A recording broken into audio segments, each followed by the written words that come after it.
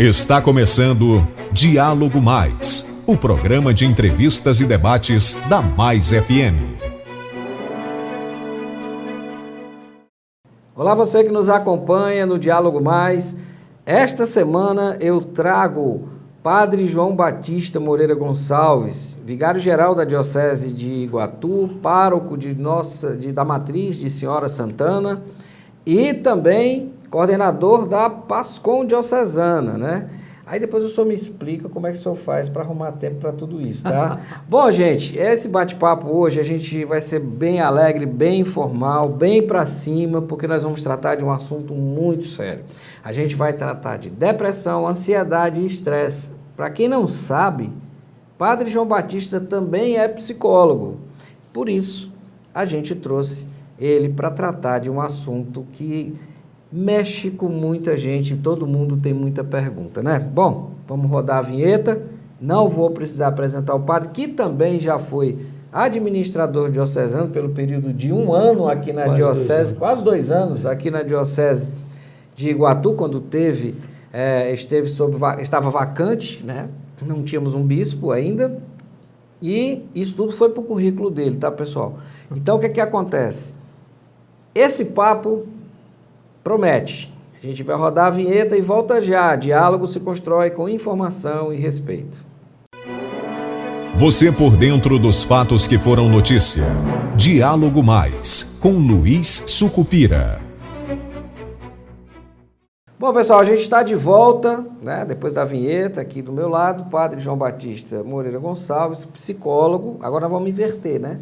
Psicólogo, vigário-geral da Diocese de Iguatu, coordenador da PASCOM, foi administrador diocesano aqui quando, quase bispo, né? Foi quase bispo, né, padre? Porque o administrador diocesano faz tudo o que o bispo faz, menos algumas coisas, né? Depois o senhor já explicou isso para a gente em uma outra entrevista, que muita gente tinha essa dúvida, era o trabalho de um administrador diocesano, né? Depois o padre explica depois para a gente, porque o assunto aqui é outro. A humanidade está passando por uma série de dificuldades. Ultimamente está vivendo momentos muito tensos. Questão ambiental está gerando uma certa ansiedade na população. Ninguém acreditava que a gente chegasse ao que nós estamos vivendo hoje. A questão de desemprego, a questão de violência, a questão de desarranjos sociais, familiares, enfim. O mundo está meio que ainda não se ajustou muito bem. E parece que algumas pessoas não estão conseguindo acompanhar esse movimento. O senhor, como psicólogo, deve ter visto e deve acompanhar muita gente em situação, inclusive, de estresse, ansiedade e depressão. O que são essas coisas, padre? Bem, Sucupira, acontece que é um misto de muitos comportamentos, atitudes e situações que preocupam as famílias, que preocupam milhares de pessoas. Isso, para quem já está acostumado um pouquinho com a linguagem de pandemia que a gente viveu na Covid, agora se torna também uma coisa pandêmica. Praticamente em todas as famílias a gente percebe pessoas com gravíssimos sintomas de ansiedade, ou de depressão, ou de qualquer outro transtorno que altera a convivência social, a convivência familiar, e muitas vezes são limitantes, fatores limitantes até para o trabalho, né? Tem gente que fica impossibilitado de trabalhar, precisa tirar licença constante, né? E há um preconceito ainda muito grande das pessoas de buscarem um tratamento adequado. Mistura um pouco com a questão religiosa, o brasileiro é muito sensível aos sistemas religiosos, mas isso precisa ser muito bem distinguido para que não haja confusão, né? É claro que a gente deve ter fé e buscar em Deus também a resposta para muitas das nossas questões humanas existenciais, mas é importante também procurar um profissional, seja um psicólogo, seja um psiquiatra, ou os dois, né? Ou outros tantos profissionais na área médica e clínica, porque isso é um conjunto multifatorial. No entanto, nós estamos falando aqui do que se trata de resposta do corpo e da mente para a enxurrada, como você mesmo falava agora, de informações, de transformações e de mudanças em rápida velocidade. Muito interessante o que o senhor está falando, porque dito por um padre, gente, olha só como é interessante. Chegasse um psicólogo aqui, eu já entrevistei vários. O que o psicólogo fala? Mas ele é um psicólogo. E aí a religião como é que fica? Aí eu entrevisto um padre, o padre fala de alguma coisa relacionada ao comportamento das pessoas e tal. Mas é um padre. Aqui eu estou com 2 em 1. Eu estou com um padre e um psicólogo, tudo junto, numa mesma pessoa. E olha que o padre falou uma coisa muito interessante. Ele disse, esse tipo de problema, depressão, ansiedade, o estresse e tal, é físico, né? A religião ajuda? Ajuda sim, mas é importante que você tenha acompanhamento profissional. Tem aquela história da dor da alma e a dor física, né? Então, ou seja, a Iguatu tem uma peculiaridade de ter um quadro e um cenário de pessoas com depressão que, assim, digamos, supera a média nacional, proporcional à quantidade de habitantes, né? Aquele um percentual da população dá isso e isso, no geral, tende a ser maior. O senhor percebe isso aqui também, né, com esse dado? Percebo, sim. Eu trabalhei em âmbito de Diocese de Iguatu, nas paróquias de Iguatu, foi a maioria delas. Catedral, quando eu comecei como padre, depois Prado, depois fui para Copiara mais 3 anos, foi quando eu fui para Roma fazer o mestrado em psicologia e voltando para Iguatu, trabalhei mais 8 anos no Prado e agora estou há pouco tempo na paróquia de Senhora Santana. Então, o contato com a população faz com que eu perceba cada vez mais isso que você acabou de mencionar, né? É uma coisa generalizada que tem assustado muito as pessoas. E o clima, o contexto social de violência, fome, desequilíbrio, desigualdade social, falta de acesso à educação de qualidade, moradia, etc., tudo isso envolve fatores que vão complicando mais ainda a recuperação das pessoas, né? E elas precisam não confundir religião com tratamento psicológico, psiquiátrico, porque as duas coisas são diferentes. Muito embora a religião possa ajudar muito no tratamento, ou, lamento dizer, a religião mal utilizada ou manipulada pode piorar a situação de muita gente, né? Existe uma situação, eu vou contar para vocês, inclusive eu escrevi sobre isso, porque eu ouvi a própria pessoa contar, na capela lá do Agreste, né, de Nossa Senhora das Dores, uma imagem que está próxima de completar 100 anos, que chegou no lombo de um jumento, vinda de Iguatu, depois de caminhada, uma longa caminhada, né? E a cidade virou uma cidade fantasma, só tem a igreja e o cemitério funcionando, né? Então, o resto desapareceu, demoliu e tal, enfim, mas lá tem umas histórias muito interessantes. Uma delas, inclusive, envolve depressão. Uma pessoa lá entrou em depressão e passou quase que 2 anos no fundo da rede. Deprimido, total, né? Um belo dia acordou de manhã, certo? Isso dito pelo próprio e pelos familiares que são testemunhas, ele desceu, saiu sem avisar ninguém. E quando voltou, ele disse, onde é que você estava? Ele disse, eu fui ver minha madrinha. Porque o santo também, além da madrinha de nascença, tinha o santo padrinho ou madrinha, né? E a madrinha dele era Nossa Senhora das Dores. Fui ver minha madrinha. Mas quem? Nossa Senhora das Dores.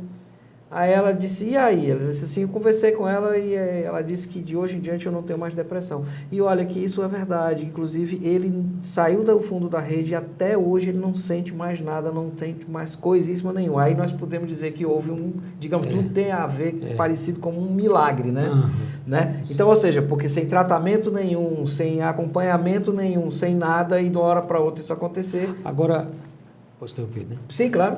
Porque também há um fenômeno que acontece, que é quando a pessoa está num quadro muito grave de neurose, de ansiedade, depressão, quadros patológicos dessa natureza, é como se alma e corpo se desencontrassem.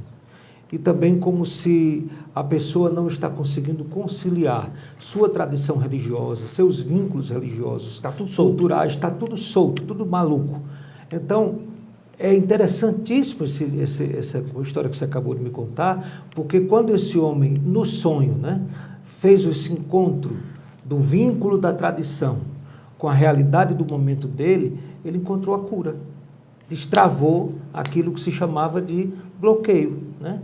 Então, isso também acontece. Eu considero que aspectos religiosos muito bem trabalhados, são fatores de aglutinação emocional. De religare, como De diz. religare, que a religião faz Que a isso. religião faz perfeitamente. Então, quando faz o religare, né, por isso que eu digo, uma religião que tenha uma, digamos, uma compreensão do mecanismo psicológico humano e tal. Aquelas que simplesmente atribuem a um encosto ou a um espírito não sei de quê, ou aquilo outro e tal, ele divide mais ainda, ele separa mais ainda. O que é um encosto, por exemplo, na linguagem popular? Na psicologia existe essa explicação. A pessoa carregou a vida inteira uma sombra, um peso, uma culpa, um esquema materno ou paterno que ela não conseguiu cumprir, e aquilo fica como um encosto nela, um ombro, uma coisa, um peso, e ela declina, né? Ela dificulta mais ainda o seu desenvolvimento. Quando sai o encosto, quando ela se liberta daquela dependência afetiva ou daquela dependência das crenças, das falsas crenças, aí ela reencontra-se consigo mesma. Então, psicologia e religião, Sucupira, se casam perfeitamente se for uma boa psicologia e uma boa religião. Ou seja, as duas têm que libertar. Positivo, algo que realmente faça o religare. Né? Religare, é. Isso é interessante. Algumas fazem o contrário. Elas desestruturam mais ainda a pessoa. Existe a depressão tratada também como a doença do Satanás, como se chama, né? É o cão, é o Satanás, é aquela coisa que foi mais ou menos o que o senhor falou, né? Ou a crise de ansiedade. Digamos que isso é mais usado para depressão. As pessoas precisam entender que a religião, como bem o senhor colocou, por isso que é bom essa conversa com o padre João Batista, porque ele não tem meia palavra, ele vai contando e vai explicando para você de uma maneira bem clara, tá? Você precisa procurar ajuda profissional para você saber, vamos dizer assim, que sombra é essa que te incomoda, não é? Porque você precisa entender o teu momento, não é fácil. Cada momento é diferente de uma pessoa para outra. Não existe... Não há fórmula. Não há uma fórmula, não existe uma regra. Manual. Não é um manual, né? Então, muitas vezes o que você acha que é o tinhoso pode não ser nada disso e com certeza não é. Então, procura com certeza a ajuda de um psicólogo ou vai atrás procura um padre que entenda disso, que com certeza absoluta você vai ser ajudado. Se divulga muito, se difunde muito, livrinhos de autoajuda, revistinhos para fazer teste psicológico nas bancas de revista, e você ali tenta encontrar logo um estereótipo, um diagnóstico. Eu tenho TDAH, eu tenho toque, eu tenho isso, aquilo, outro. Aquilo é questão de mais de recompensa, né? Ou seja, você aí vai para a ansiedade, né? E no fundo as pessoas nessa situação, elas precisam de um rótulo. Sim. Mesmo que elas tenham que dizer, eu tenho transtorno obsessivo compulsivo, eu tenho toque. E algumas delas não sabem nem o que é toque. Dizem, eu tenho toque, eu já fui diagnosticado com toque. Ou TDAH, ou síndrome de borderline, sei lá. Mas isso eles aprendem em revistinhas, mas isso não é uma compreensão que resume a pessoa. Ninguém se resume... Não é um teste de rede social. Não é... Não é um teste de rede social. Exato. Ninguém se resume a um diagnóstico. Você que gosta de ficar respondendo esses testezinhos de rede social, o cara pode pirar por causa disso, né? Pode. Né? Pode ficar mais doido ainda. Se a pessoa se introjeta isso de modo muito sério, ela vai passar a querer se comportar de um tal modo que responda ao teste que foi feito. E falar em rede social, isso aqui hoje é outra doença que sobrou para vocês, psicólogos e padres também. Né? E que também gera ansiedade, pânico, depressão, um monte de coisa, né? Isso é feito para controlar a pessoa? Inclusive existem já estudos muito claros, comprovados, de que a vida da gente fica completamente monitorada com isso aqui. O Google, se você faz uma pesquisa depressão aqui no seu Google, de repente começa a aparecer no Instagram, no Facebook, nas redes sociais, várias ofertas de produtos ou cursos ou testes, né, simplórios, que induz a pessoa mais ainda para o tipo de pesquisa. Então, isso dá para a gente perceber que não há privacidade aqui. Era isso que eu ia dizer. Não há privacidade. Não tem mesmo, não. Tudo, não é só questão de pesquisas... sei lá, que as pessoas fazem no aspecto pornográfico ou intimidades que não são convenientes. Qualquer pesquisa, qualquer busca, qualquer interesse, né? O sistema, né? O grande sistema mundial de internet vai captando os gostos e interesses. E vai reproduzindo. Eu tenho certeza absoluta. Tá, aqui na mesa está o celular do padre e o meu. Eles estão ligados, normais e tal. Quando terminar o programa, você vai perceber uma coisa interessante que eu já sabia. Eu vou pegar o celular e quando eu abrir, vai aparecer um monte de coisa relacionada à depressão, à ansiedade, Mesmo desligados, testes, eles captam a voz e os interesses e temas que nós tratamos. e isso vira algo que ele quer te mostrar, que ele quer te induzir a consumir. É essas caixinhas aqui que você tem que saber utilizar, senão você acaba ficando doente por elas. Né? Aí não pode consumir tudo o que é oferecido, aí gera a compulsão, né, do consumo, o desequilíbrio de comprar tudo, se endividar. Por isso tantas milhares de pessoas que gastam e compram muito mais do que podem suportar do ponto de vista econômico, né? Então, tudo isso é uma coisa sistêmica, vai. O que o senhor fala no caso, o consumismo, né? Ou seja, eu só tenho valor por aquilo que eu consumo. Isso. Né? Eu costumo dizer, a Dani está, inclusive, obrigado, Dani, por estar gravando hoje o nosso programa, Daniela Lima. Olha, eu vou dizer uma coisa, esse programa é chique, viu? Olha quem é que está gravando o programa para mim, Daniela Lima, tá? Tá bom para você, por isso que está ficando bacana esse programa. A gente vai vendo exatamente isso. Essa confusão toda que a gente vê aqui com relação ao celular, eu não vejo ninguém feio no Instagram. Tu viu, Daniela Lima, alguém feio? Você ouviu alguém pobre no Instagram? Ou no Facebook? Não. Tá todo mundo muito bem, muito feliz. Existe uma imposição da felicidade. É um negócio... A pessoa só pode mostrar felicidade, contentamento, lugares bonitos onde está viajando. E quando não conseguem isso, barraco. O Photoshop resolve. Tem um doutor Adobe, doutor uma Photoshop, coisa né, que cuida de deixar todo mundo magrinho, perfeito e tal, aquela coisa toda. Tem gente que muda a cara. Você não está com nenhum Photoshop aí, não? Não, tô não, né? A Dani não botou nenhum filtro. filtro. Também, a Dani não né? permite. Não permite. Aí o que acontece? Aí o sujeito vai lá e coloca... Tem gente que altera tanto a face que ele vira outra pessoa. Aí quando você vai conhecer a pessoa vai pessoalmente, você toma um choque. E eu acho que esse é outro trauma, que quem buscou conhecer sente, e a pessoa que se fantasiou quase que como um avatar, né? E aí a pessoa reconhece, poxa, mas você está muito diferente. Aí, ou seja, lá vai de novo virar uma ansiedade, virar um estresse, virar uma depressão. E aí você entra agora no outro aspecto, Sucupira. É interessante conversar com o Sucupira, porque não precisa nem a gente preparar a pauta. A gente vai, né? Que é a dificuldade com relação à idade, né? As pessoas são como que condicionadas a serem sempre jovens, fortes, corajosas, simpáticas, né? Etc, etc. E isso elas podem exercer esse papel social por muito tempo. Tomara que todos possam, né?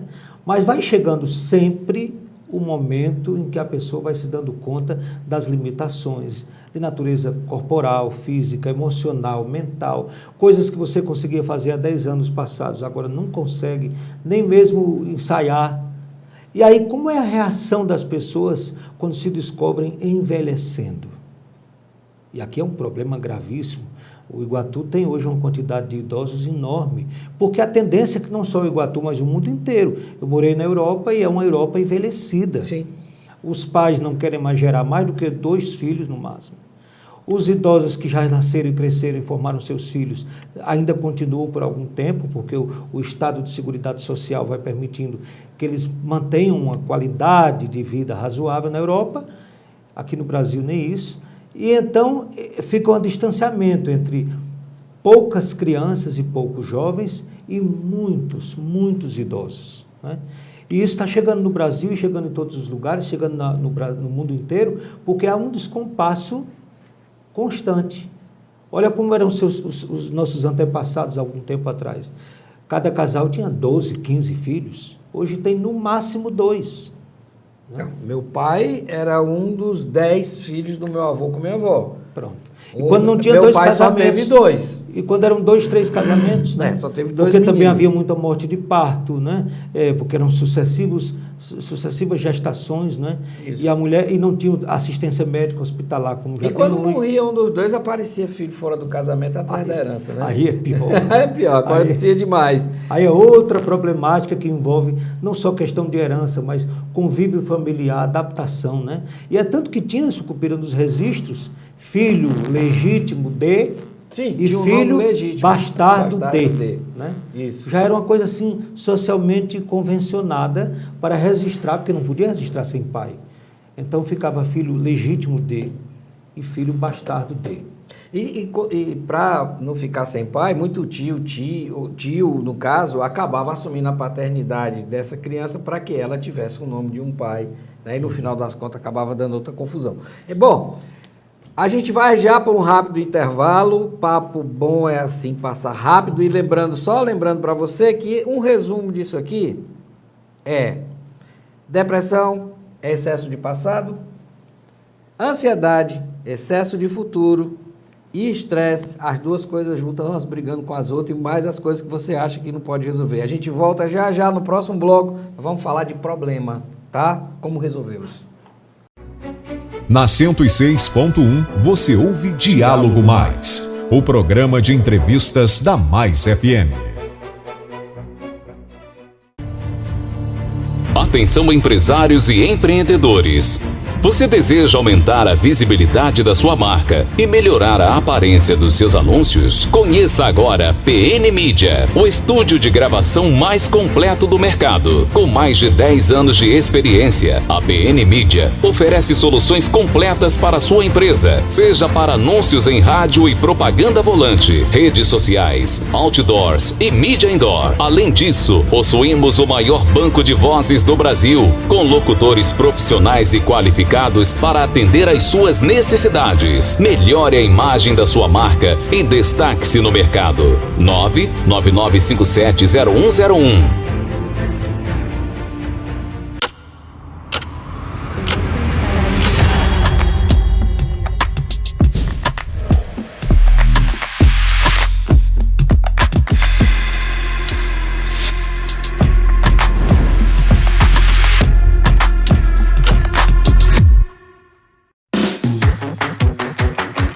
Partiu diversão com a galera. É o melhor irmão do mundo. Chegando no amor da minha vida. Mais uma vida perdida pela falta do capacete.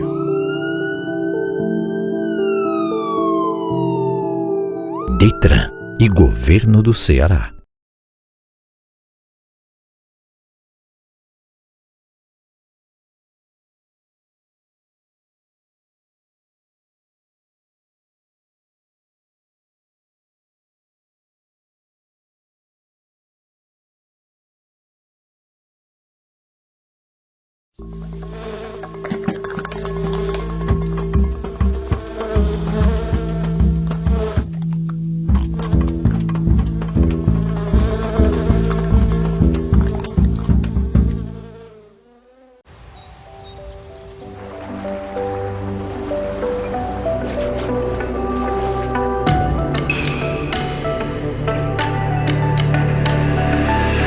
Novos Botica 214 Fiji Paradise.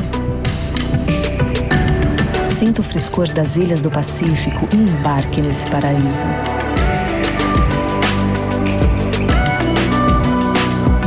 Botica 214 é o Boticário. Você por dentro dos fatos que foram notícia. Diálogo Mais, com Luiz Sucupira. Olá, você que nos acompanha aqui na Mais FM, pela TV Mais, pelo Rádiosnet, né? Pela nossa frequência 106.1. Olha, gente, a gente está conversando sobre depressão, ansiedade, estresse com o Padre João Batista, vigário-geral da Diocese de Iguatu, pároco da Matriz de Senhora Santana, já foi administrador diocesano da Diocese por mais de ano aqui, até a chegada de Dom Geraldo, o nosso quinto bispo, né? E também é o coordenador da Pastoral de Comunicação da Diocese de Iguatu. E a gente está falando sobre isso. No final do bloco anterior, a gente fez um breve resumo do nosso bate-papo. Nós abordamos tudo, tá? Que depressão é excesso de passado, ansiedade é excesso de futuro e o estresse é essa briga entre os dois. Mas existe no meio dessa confusão uma coisa chamada problema, né? Eu aprendi, padre, a gostar de problema. Porque problema tem uma fórmula da criatividade que, se não me engano, foi escrita pela primeira vez, falada sobre isso, do Roberto Mena Barreto, que era um roteirista, e ele, num livro sobre criatividade, ele falava sobre isso. Ele dizia, problema é igual a solução mais criatividade, que é igual a novo problema. Então, ele dizia com isso que você nunca terminava de resolver um problema, porque sempre ia existir um novo problema. A solução já era parte de um novo problema. E é interessante isso porque as pessoas se incomodam muito porque tem problemas. Qual é o sonho de felicidade das pessoas? É não ter problema nenhum. Mas você tem. Né? A própria filosofia, Sucupira, já traz essa conflitividade que é positiva. E aqui Sim. onde a gente pode... Acho que é isso que você quer puxar aí, que é importante. O problema não é só um problema. É uma oportunidade de crescimento. Né? Então, na própria filosofia, na lógica filosófica, tem a tese, antítese e síntese. Quando se tem uma tese e uma antítese em disputa, né? Então a luta por naqueles argumentos vai gerando essa luta, vai gerando uma síntese. Parece que tudo se resolve. Parece que os problemas agora não existem mais. Aí surge daquela síntese, se transforma numa nova tese, que aparece uma nova antítese e, consequentemente, a história vai girando. Só um parêntese para o nosso telespectador ouvinte do Diálogo Mais, o que é tese e o que é antitese, para as pessoas entenderem porque a síntese é a junção Quando dessas a gente duas... estuda filosofia, eu fiz Sim. faculdade de filosofia, porque todo padre faz filosofia, teologia, e eu fiz depois, fora do seminário, psicologia. Me formei em psicologia. Mas quando a gente estuda filosofia, que é uma base muito boa para entrar no curso de teologia, a gente precisa conhecer todas essas categorias. Dentre elas, tese, que é uma teoria, uma ideia que ruma a uma determinada perspectiva da realidade. Uma afirmação sobre algo. Isso. Sempre para cada tese tem algo existe que é uma antítese, que é a turma do contra. Uma narrativa, exatamente, você está muito bem. Uma narrativa diferenciada e elas duas vão brigando. Na história da filosofia, às vezes, Cupira, isso passa séculos, essa disputa. Né? E aparece um ou outro que tem uma capacidade de aproveitar algo da tese e algo da antítese e construir uma coisa que é uma magnífica elaboração filosófica, uma síntese. A síntese, ela nem é só a tese, nem é só a antítese. Ela recupera um pouco de cada uma e forma uma síntese, forma uma coisa que é totalmente nova. Por isso que ela vai ser depois, essa síntese, é um processo que a gente chama na filosofia de dialética, processo dialético, né? Quando acontece o processo dialético consolidado, essa síntese não fica sossegada, desfrutando daquela felicidade impecável, pronto. Está na paz, eu sou a síntese, me deixa quieto. Isso tal, é a mesma coisa, Sucupira, com a nossa vida. Por que as pessoas acreditam tanto na ilusão de uma felicidade irretocável? Não existe essa felicidade. Ou seja, tese sem antítese não produz movimento. Não produz sem movimento, a vida sem atrito não tem movimento. Eu passei algumas semanas em tratamento de saúde e perdi muito a minha capacidade de movimento, né? Porque eu não andava, como eu andava frequentemente naquela minha rotina de trabalho, não fazia atividade física, então fui perdendo. Que aliás não era uma rotina, aquilo era uma Olimpíada. Você estava treinando para a Olimpíada. Eu acho que era Deus querendo que eu me preparar para aquela loucura de vida. Parava. Né? Então, resultado, quando eu parei total, eu perdi a capacidade de me movimentar como eu tinha antes. Sim. Agora, nem era saudável o jeito anterior, com a sobrecarga de vários papéis e atividades, nem tão pouco do jeito que eu estava imóvel, quase numa cama, como uma pessoa prostrada, embora não tivesse prostrado. Então, o que é que eu faço hoje, atualmente? Equilibro melhor o trabalho, estou aqui dando entrevista, vou já celebrar uma missa na paróquia, atendo pacientes no meu consultório, vou equilibrando, né? E as funções na diocese de vigário geral, mas não falta a fisioterapia, não faltam os cuidados alimentares, não falta o relaxamento e a meditação, não falta aquilo que é preciso e é imprescindível para a gente equilibrar essa convergência de tantos fatores. Cada ser humano precisa fazer esse caminho de síntese, embora nunca seja uma síntese definitiva. Nós só contemplaremos a síntese definitiva quando a gente chama na teologia de o rosto de Deus face a face, que não há mais perguntas, Ele mesmo nos oferecerá todas as respostas, e aí vem a teologia, né? Por que é tão importante filosofia, teologia, psicologia? Para mim, isso constrói facilmente uma síntese.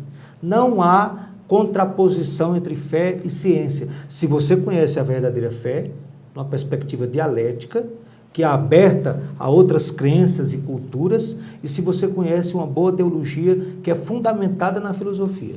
E o que é interessante isso tudo que você está escutando aí, é que isso é parte, essa parte toda que o padre fala, ajuda na solução de problemas.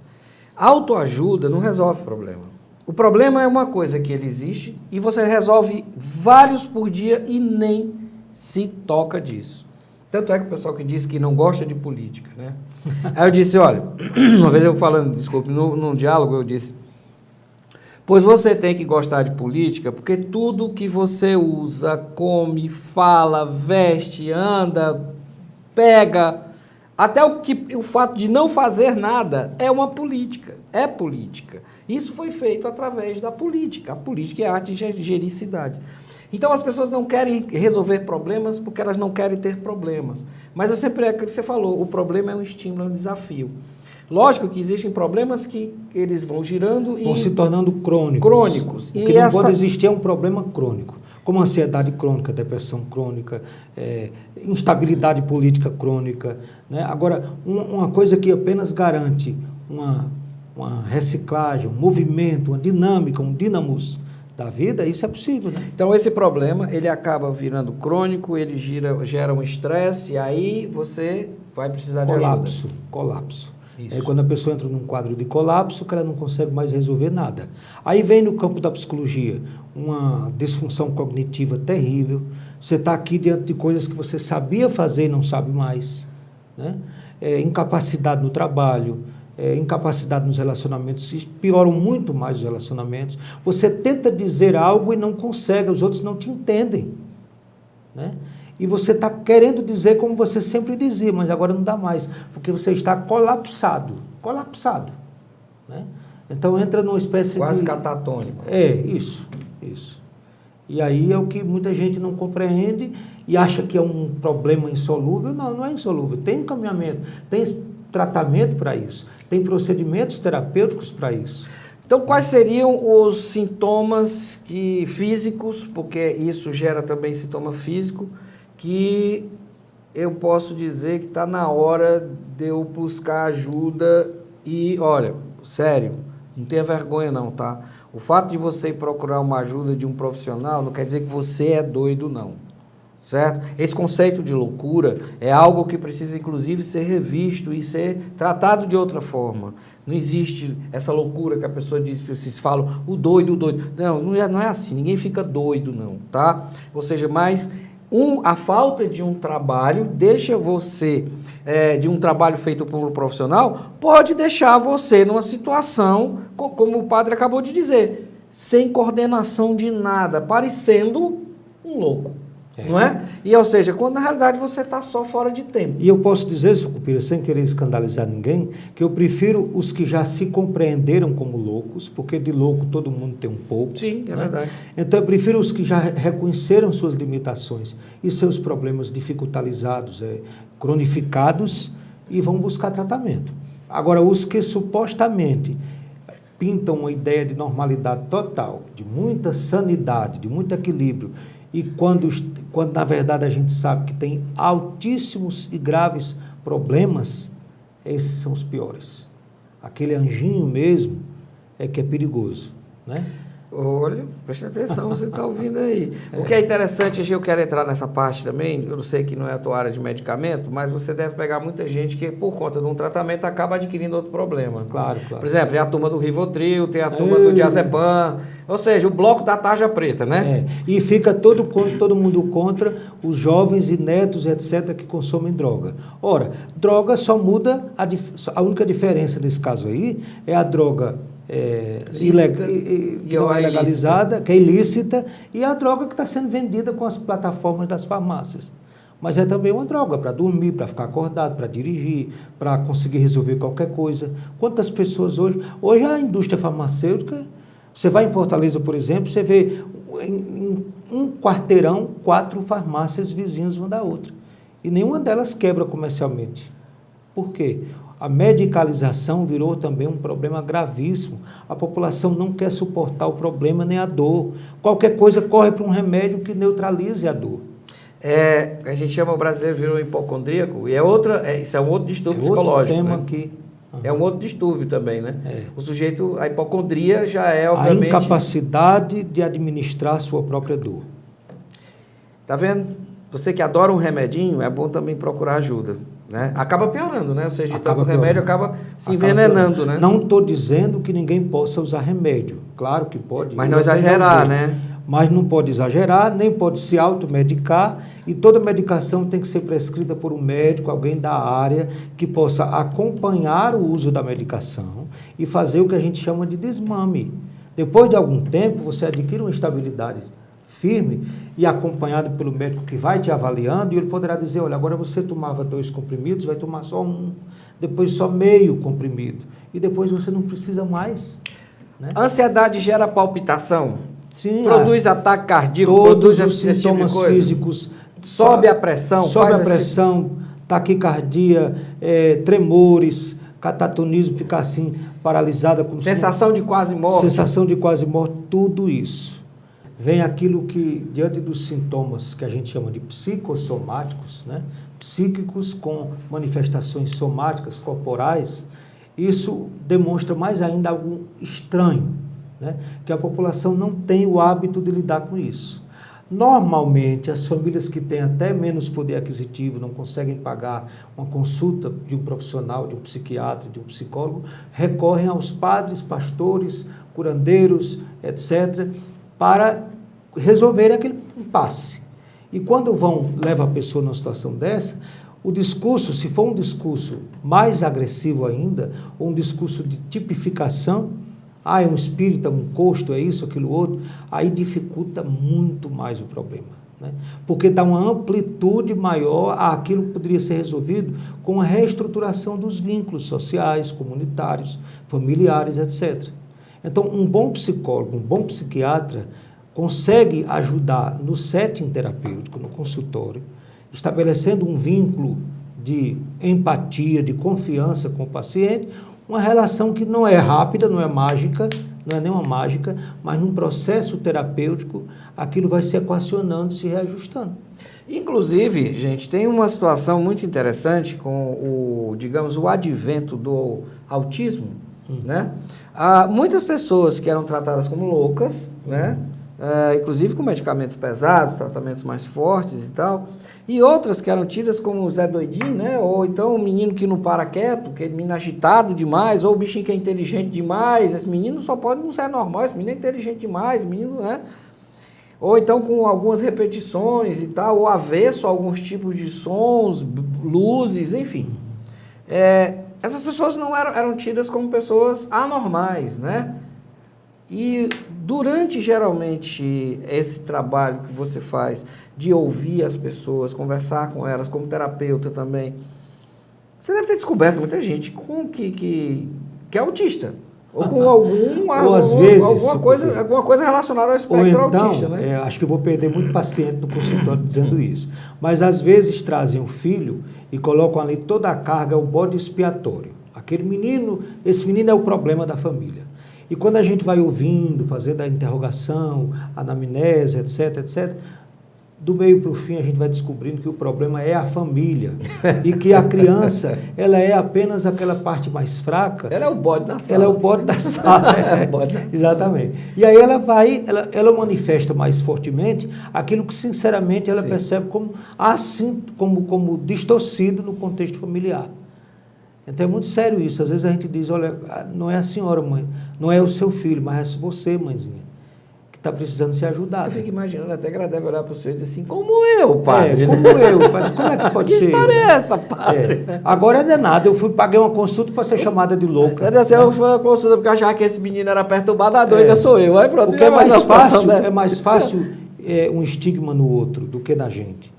Tem um ditado que diz, quando eu aponto um dedo para alguém, tem 3 apontados para mim. Muita calma nessa hora, né, gente? Exato. É muito fácil, e é interessante isso, porque a história do bode na sala, do bode expiatório, é bíblica, né? É bíblica. E você tem a história do bode na sala, que na realidade ela não é bíblica, na realidade ela vem da Revolução Comunista, né?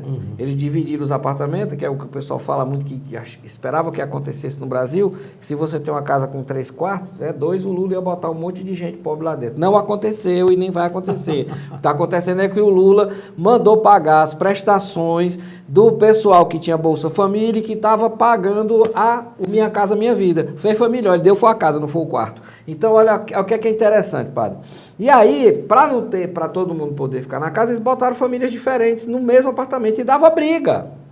Lógico que dá briga, né? Então, cada família morando num quarto, antes, quando uma família só ocupava todo esse espaço, ia dar briga. Então, o fiscal do quarteirão, o que ele fazia? Ele tinha um bode. E aí, o que ele fazia? Botava o bode na sala, o bode fedido, fazia mó esculhambação no quarto, a negada começava a reclamar para ele tirar o bode. Ele disse, eu tiro o bode se vocês pararem de brigar.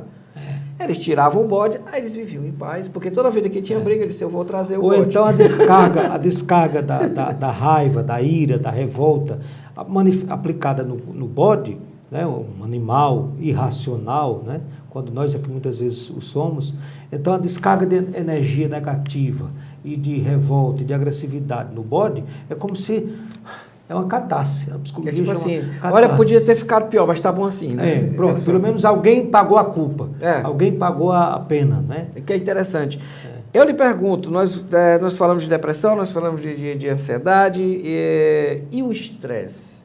Ou seja, o estresse mal resolvido, ele vai te encaminhar ou para uma ansiedade forte ou para uma depressão mais forte. Aliado a isso, eu também tenho outros fatores, que inclusive é o pessoal que tem o que a gente chama de bipolaridade, que é provocada por uma tal de uma glândula chamada tireoide, que quando a bicha não está bem equilibrada, hora ela está para cima, hora ela está para baixo. É difícil essa confusão, né? Viver assim, né? O quadro de transtorno bipolar é muito difícil da família conviver e a própria pessoa, né? Porque ela não tem um parâmetro quase seguro para balizar suas decisões. Uma hora ela está eufórica, e na euforia ela compra tudo, gasta tudo, viaja, quer andar, quer fazer 10 coisas ao mesmo tempo, né?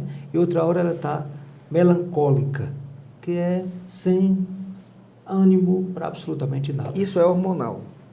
Também passa pelo aspecto hormonal. Sim. Né? Porque hoje em dia... que esse desequilíbrio hormonal acaba afetando também claro, o desequilíbrio. Hoje em dia, a psicologia, foi onde eu estudei na Europa, abordagem sistêmica também, no Brasil tem muitos especialistas dessa área, não dá mais para separar o que é orgânico do que é psíquico. Interessante. É cada vez mais evidente que os mundos vão se encontrando. Uma coisa não é causada sem a outra. Isso, né? não é uma coisa sem a outra não existe. Por isso é tão mais eficaz um profissional que tenha esse olhar. Eu dava aula na faculdade para psicologia aplicada à saúde. Para os estudantes de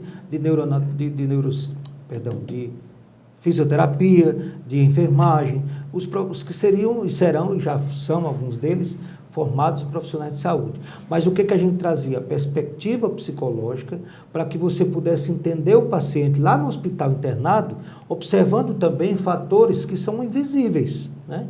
Mas que estão na história do paciente, na alma do paciente, nos traumas que ele viveu. Ah, mas é um enfermeiro, não precisa cuidar disso. Mas precisa ter pelo menos um olhar sensível para isso.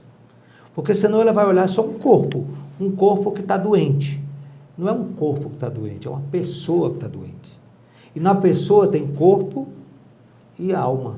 Alma no sentido da psique, né? Do grego, que vem lá atrás o conceito de psiquiatria, psicologia. O psi vem da alma, não a alma fantasminha, né, dos desenhos animados, não. Mas a alma como a consciência subjetiva, profunda de cada ser humano, que a sua é uma, a minha é outra, de cada um de nós. Isso não tem a ver com religião, tem a ver com a estrutura humana, que é corpo e psique.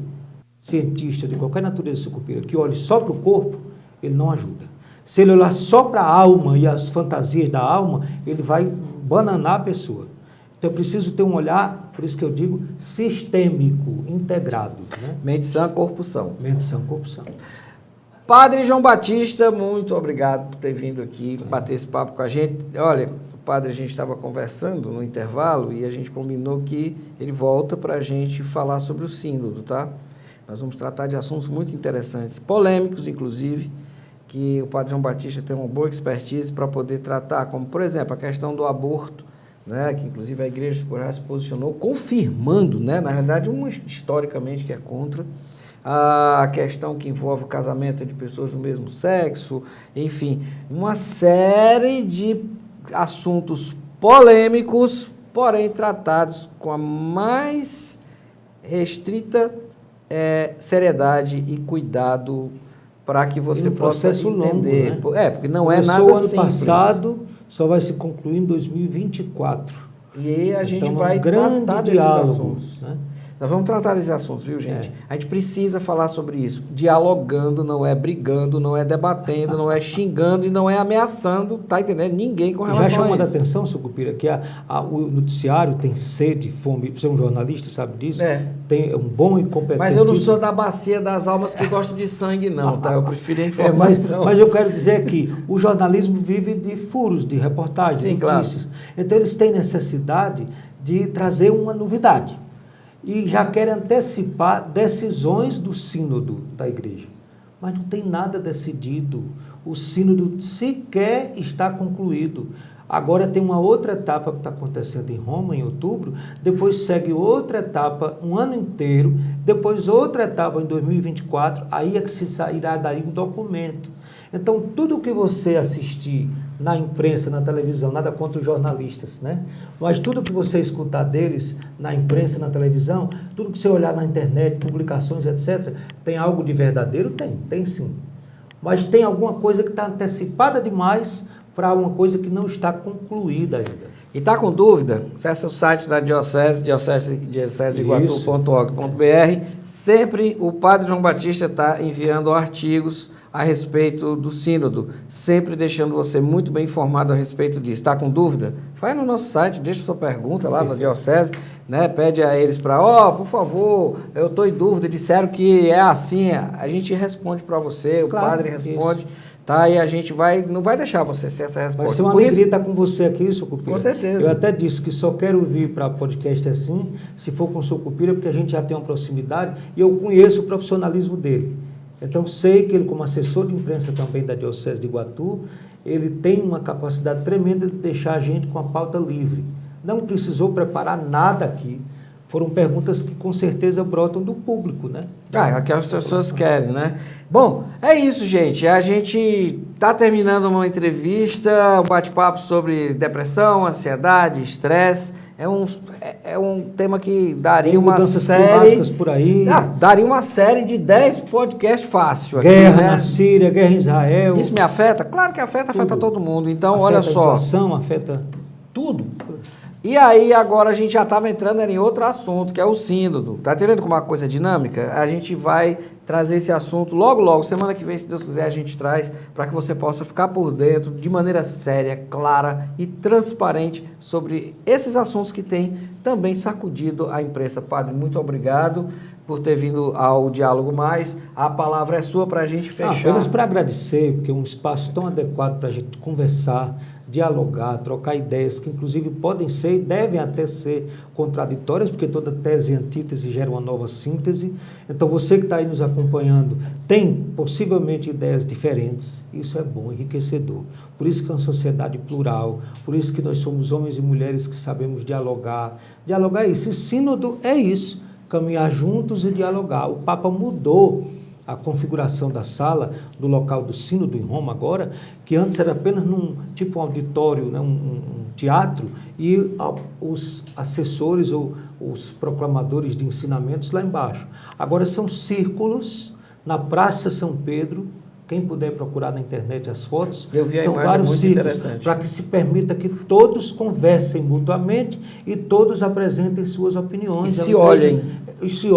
É uma igreja participativa, é uma igreja onde todo mundo tem voz, tem vez, tem oportunidade. Então chegou uma chance, estamos prolongando, única na história. Por isso você não pode perder o próximo podcast, que a gente vai Perca não, tratar viu? disso também. Perca Porque o que não. acontece na igreja, acontece também na sua vida, na sua família, interfere na nossa vida e na nossa conjuntura humana, né? Muito obrigado, Sucupira. Eu que agradeço esse Eu nem vi o bate-papo tempo ótimo. passar e Nem eu. vamos marcar outras Passa rápido, passa É. rápido. Diálogo bom é isso. Diálogo se constrói com informação e respeito. Eu sou Luiz Sucupira. Na técnica eu tive a honra de ser conduzido e dirigido aqui por Daniela Lima. Até semana que vem. Lembrando, Diálogo Mais vira podcast, você acessa no maisfm.com. Tchau, pessoal. Você ouviu Diálogo Mais com Luiz Sucupira.